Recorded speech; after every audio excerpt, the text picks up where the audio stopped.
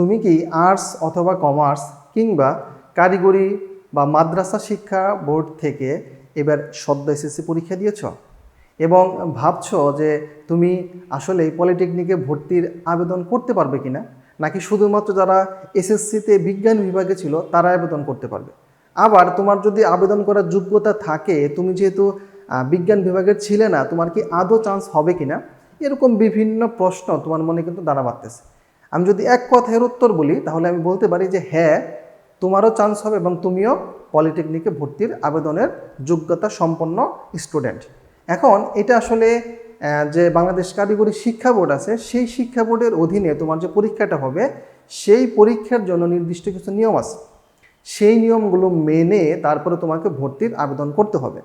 এখন সেই ক্ষেত্রে যে নিয়মটা বললাম, সেই নিয়মের মধ্যে দুইটা গুরুত্বপূর্ণ বিষয়। একটা হচ্ছে তোমার এসএসসিতে যে জিপিএ, এসএসসিতে তোমার যে জিপিএ মানে তোমার যে রেজাল্ট, সেই রেজাল্টটা অবশ্যই তোমার 3.00 বা তার থেকে বেশি থাকতে হবে। তার চেয়ে কম থাকলে তুমি ভর্তির জন্য যোগ্য ক্যান্ডিডেট হিসেবে বিবেচিত হবে না। 2 নম্বরে হচ্ছে তোমার গণিত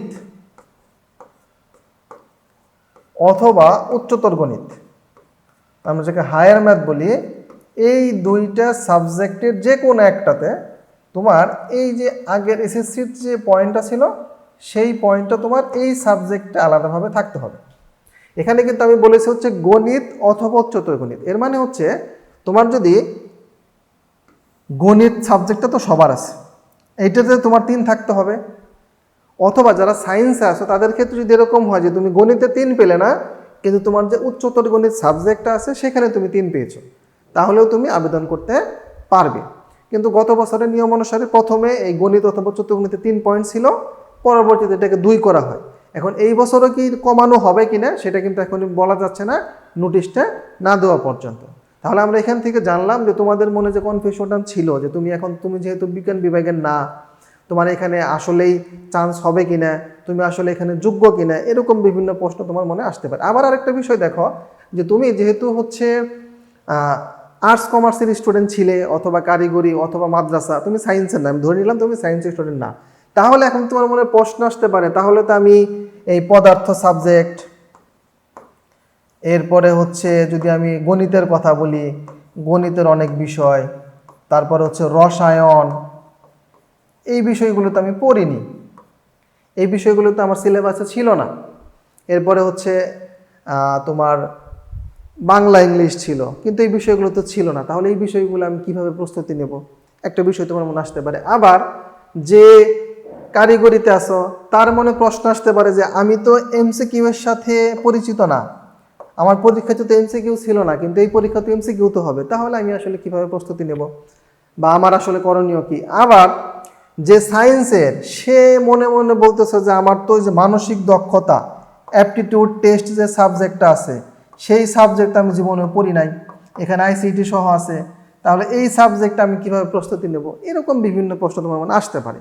এক্ষেত্রে বিষয় হচ্ছে তুমি যদি একটা ভালো ডিপার্টমেন্ট এবং ভালো পলিটেকনিকে চান্স পেতে চাও, তাহলে তোমার একটা ভালো গাইডলাইনের মধ্যে থেকে পড়াশোনাটা করতে হবে এবং তোমার এই যে এমসিকিউ প্র্যাকটিস, এইটা হচ্ছে তোমার চর্চার মধ্যে রাখতে হবে। তুমি যত বেশি প্র্যাকটিস করবে তত বেশি তুমি নিজেকে শানিত করতে পারবে এবং ভর্তি পরীক্ষায় অন্যের থেকে এগিয়ে থাকবে। এই জন্য সফটম্যাক্স অনলাইন স্কুলের যে নিজস্ব অ্যাপটা আছে, সফটম্যাক্স অ্যাপ, সেখানে তুমি আনলিমিটেড এমসিকিউ প্র্যাকটিস করতে পারবে একদম ব্যাখ্যা সহ। এবং সফটম্যাক্সের যে স্মার্ট বুকটা আছে, সফটম্যাক্স পলিটেকনিক ভর্তি গাইড, সেই পলিটেকনিক ভর্তি গাইডে তুমি হচ্ছে 8,000-এরও বেশি এমসিকিউ প্র্যাকটিস করতে পারবে ব্যাখ্যা সহ। বেসিক আলোচনা সেখানে আছে। কিউআর কোড স্ক্যান করলেই তোমার শিক্ষক এসে হাজির হবে তোমার সামনে, এরকম বিভিন্ন ফ্যাসিলিটি যুক্ত সেখানে করা আছে। তুমি যদি এই বিষয়গুলো সাথে নিজেকে যুক্ত করতে পারো এবং সফটম্যাক্স অনলাইন স্কুলের ইতিমধ্যেই কিন্তু সফটম্যাক্স পলিটেকনিকে ভর্তির কোর্সও লঞ্চ করা আছে, এই বিষয়গুলো তুমি যদি সম্পৃক্ত হতে পারো, নিজেকে সেরকমভাবে মানিয়ে নিতে পারো, সিলেবাসটা গুছিয়ে নিতে পারো, তাহলে তোমারও, যদি তুমি আর্টস এবং কমার্সের স্টুডেন্টও হয়, এবং সবচেয়ে বড় বিষয় হচ্ছে যারা বিজ্ঞান বিভাগের না, তাদের কিন্তু সফটম্যাক্স অনলাইন স্কুলের পক্ষ থেকে, যারা সফটম্যাক্স অনলাইন স্কুলের পেইড স্টুডেন্ট, তাদের জন্য কিন্তু আলাদাভাবে তাদের কেয়ার করা হয়।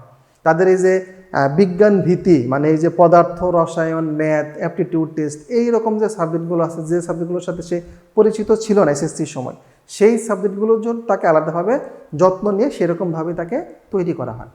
আরও তোমার যদি বিস্তারিত কোনো কিছু জানার থাকে তাহলে এই ভিডিওর ডেসক্রিপশনে একটা লিঙ্ক দেওয়া আছে, সেই লিঙ্কে বা একটা ফর্ম দেওয়া আছে, সেটা তুমি পূরণ করো। তাহলে আমাদের প্রতিনিধি তোমার যাবতীয় কনফিউশন দূর করে আরও বিভিন্ন তথ্য দিয়ে সহায়তা করবে। সকলের জন্য শুভকামনা থাকলো স্বপ্নাক্স অনলাইন স্কুলের পক্ষ থেকে।